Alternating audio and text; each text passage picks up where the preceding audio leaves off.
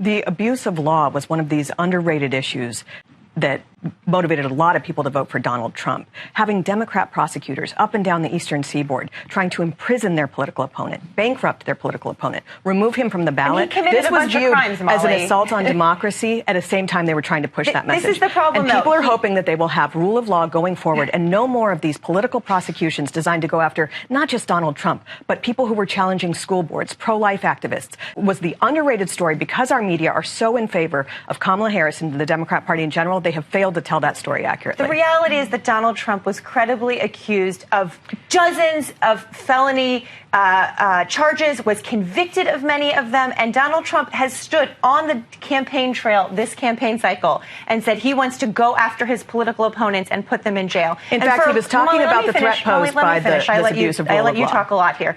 My point is that for Democrats and Americans who look at the litany of charges Donald Trump has been charged with, some of which we saw him do with our own eyes, the fact that you can be elected president and all of that criminality and possible convictions just goes away and you are held above the law, to many Americans today that feels deeply unfair about our system. The way the Democrat Party treated it was as if he and other Republicans were below the law. And that period is over, and a lot of people are happy about it. Well, now he's above it, so congrats.